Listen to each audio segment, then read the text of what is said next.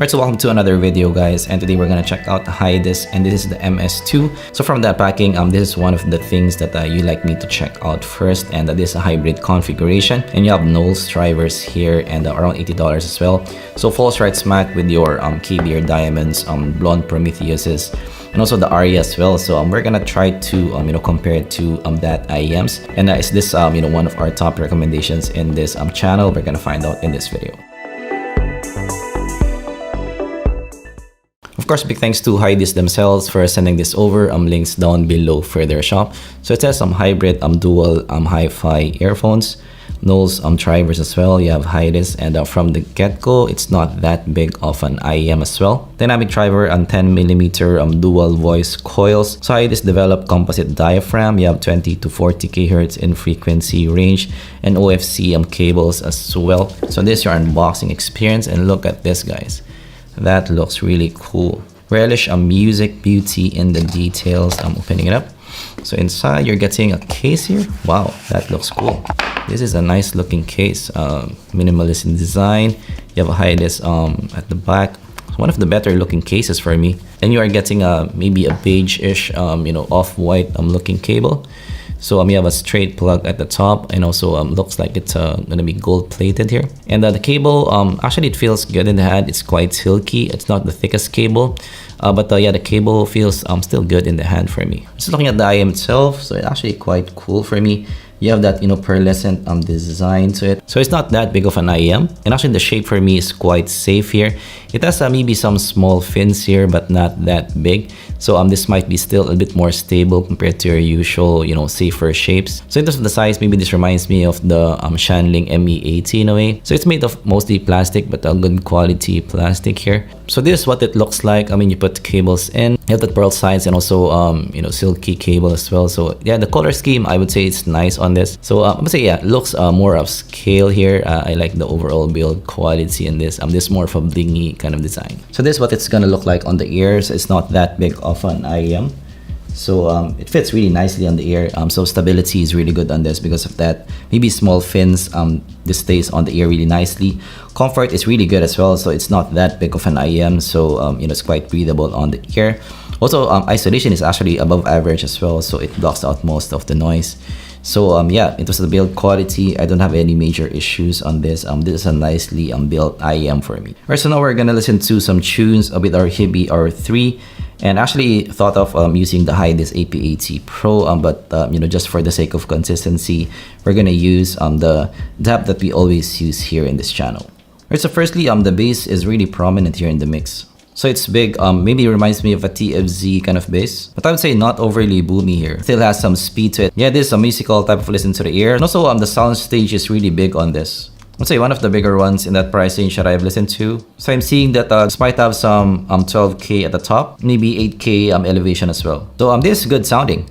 So this is a very 2021 signature. And yet the vocal is more of a bright vocal to the ear. It's really revealing here. But what I like about the vocal here, it's not overly aggressive to listen to. It's revealing, but not sibilant to listen to. Let's try some You Not Me Dream Theater. So the soundstage is more of width than height for me. So it's quite wide to listen to. So separation, even if it has big bass at the bottom, it's still quite good for me because of the bigger stage. So it's quite easy to pinpoint the instruments here. But yeah, one downside here is even if the vocal is in the more revealing side, the vocal is not the thickest, fullest vocal that I've heard. So this is more in the clean side of things. I would say it's not overly clean. So it's not as clean as your monitor, type of listens to the ear.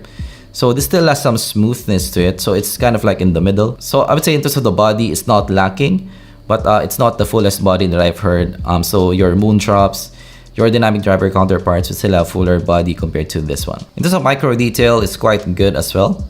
So there's some micro detail here. So yeah, because of that PA, but I would say, the fastest that I've heard, your multi-driver counterparts will still have more detail compared to this. Let's try some Let's Groove Earth, Wind, and Fire. So there's definitely that shimmer on top here. So there's ample extension on top. And firstly, in terms of the tonality, I'm lacking the tonality overall. So even on top, it's quite natural to listen to. But yes, this has some peaks on top, and one downside of that is This has some thinness on top for me in the cymbals, but I would say not that bad.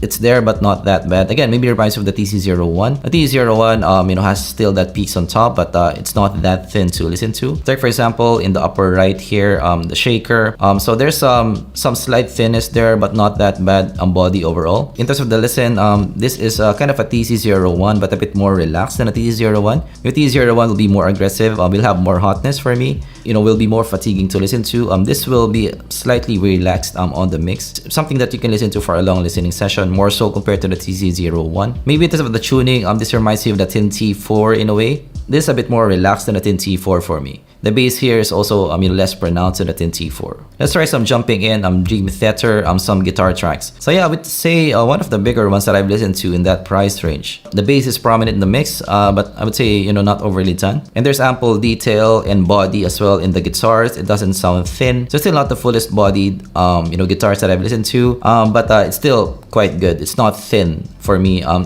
Right in the middle, which is something that I really like. So in terms of my overall listen so far, I think this punches above its weight in the sound quality, and the tuning is quite good for me, especially if you're into an engaging, fun type of listen. Let's try to measure this up and give you guys more impressions in the sound. First, we now did some measurements on the MS2, and it's a really nice tuning here. So maybe it reminds me of the NF2 from NF Audio in a way, also the heart mirror as well. Or maybe the Tin T3 as well. So the bass is not that elevated in the measurement, and it's a pretty flat bass as well. It has some double horns at the top here, so very unique signature in this price range, which is very impressive. So from the bass region, you're getting pretty level rise. I'm going to around 600 hertz region. So fairly flat bass here, but still, even if it measures like this, the bass is still prominent in the mix. But again, not overly done. So this is a very nice bass measurement here. And then after that, it goes slightly down to around 1K, but very slight. And then it goes up to around 3K. And then after 3K, you go up with a slight peak at around 4 to 5K here. And then after that, it goes down to around 7K. And then after that, it goes up to your 12K peak. But as you can notice here, the peaks is not that prominent in the mix. So you have your 12K, but it's not super peaky to listen to. So still for me, this more for bright neutral type of signature to the ear. So let's compare it first to the NF Audio NF2, because as I mentioned, so the sound here maybe reminds me of more expensive pairs. So it punches above its weight in the sound. So comparing to the NF2, which is maybe 2 times the price, it has a lot of similarities here. Similar 12K, similar bass response, but your NF Audio has a bit more recessed mids, and also more pronounced 4 to 5K here. But very similar peaks here. So again, really impressive for the price that you're paying for. So comparing it to the heart mirror, so they do have again some similarities in the bass region. But if you look at the mids region of the heart mirror, your mids will be slightly elevated there. But your 4 to 5K is similar here, but your 12K is more toned down in the MS2. So a lot of similarities here between these two. But here in this comparison, I do like that your 12K is less pronounced in the mix, and your tuning as well is a bit more neutral to the ear. Alright, so comparing it to the Moondrop Aria, and also we're gonna compare the sound quality now. So first, going to the measurements, the Aria will have more bass in the measurements. Also in the Aria as well, you have less 10K but more 12K in the Aria as well. But yeah, your Aria will have a more of a warm, neutral sound on the ear here.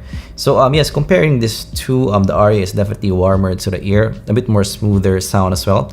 A bit more relaxed sound as well in the Aria. The vocals is more lush as well in the Aria overall. So definitely for vocals, your Moondrops is really nice. So compared to the MS2, the micro detail for me is more pronounced in the MS2. Better separation in the MS2. The stage is bigger for me in the MS2. Cleaner sound and a bit more monitor presentation in the MS2, more so compared to the Aria. It's tighter, faster, and the technicalities for me are slightly better in the MS2. So alright, this will be a toss up for me between these two. Both are for me right up there as the best in the price range. Both are top 5 contenders. So if you like a smoother sound, more warmth, more lush vocal, go for the Aria. If you like a tighter sound, a more micro detail, more BA type of presentation, and a bit better technicalities as well. You might like the MS2. So here in this comparison, you know, you guys know I love my Moondrops, and I also like the Aria as well. But in this comparison, I actually like the MS2 more. So for the price that you're paying for, you know, you're getting slightly better micro detail and technicalities as well, and more you know, toned down bass in the mix, more controlled bass in the mix. So very impressive for the MS2. I kind of like it more than the Aria in my personal preference. But frankly, for me, you know, either of these, you won't go wrong with either. They're really great for the price that you're paying for. Compared to the CCA CKX, the CKX is more V-shaped to listen to. The bass is more prominent as well, so the CKX is a bit more fun to listen to. A little bit you know, better micro detail there. A little bit more aggressive sound as well in the CKX. So you know, the presentation is a bit more upfront. The cleanliness in the CKX is more of a monitor type of sound as well. So the MS2 in comparison has better tonality for me, a touch smoother sound as well. Better top end, fuller vocal, and less peaky to listen to. More natural presentation to the ear as well. So alright, so overall the CKX is my favorite CCA. Compared to the MS2, you know, the MS2 for me is a different monster here. So for my personal preference, I still like the MS2 more. More natural presentation to the ear, better tuned for me, and better top end as well. So compared to the Tin T3, you know, their launch price is very similar here, around $80. For a lot of people, this will be the similar comparison here. So yeah, compared to the Aria and the CKX, the Tin T3 for me is the closest to the MS2 in this comparison. So the Tin T3 for me is more relaxed to the ear, a touch cleaner to listen to as well. Less prominent bass in the mix in the Tin T3. The Tin T3 for me is more of a monitor type of listen, you know, a lot cleaner in the overall listen, you know, less fun to listen to. So the MS2 in comparison has a touch more fun than the Tin T3. So the stage for me is bigger in the MS2, bass is more prominent and bigger as well in the mix. So the weight for me in the bass in the MS2 is better for me, which is you know, something that I prefer personally. Separation is very similar, but because of the bigger stage in the MS2, I might give an edge to the MS2, but they're very close here. The MS2 as well is a touch fuller in presentation as well in the vocal region, but not that far off. The MS2 is more fun to listen to on the ear. So here in this comparison, you know, they're not that far off on the ear. They're actually quite close. If you like a touch cleaner sound, tighter as well, and less bass prominence, you might like the Tin T3. If you like a touch more fun, smoother sound, bigger stage, you might like the MS2. So for me, in this comparison, the Tin T3 is you know, still one of our, you know, favorites in the price range. But actually in this comparison, I actually prefer the MS2 over the Tin T3. I like the fuller vocal, a more prominent bass weight, and also more lively sound as well. And yes, a touch smoother sound overall. A bit more fun to listen to, but still, you know, really controlled kind of sound. So the MS2 for me over the Tin T3 is my preference. Alright, so let's try to close this thing. So for the Hidizs MS2, I think you can see it from the title that I really like this IEM. So for under $100, this is my favorite two-driver hybrid. So I really like the tuning on this. You know, the technicalities are great for the price that you're paying for.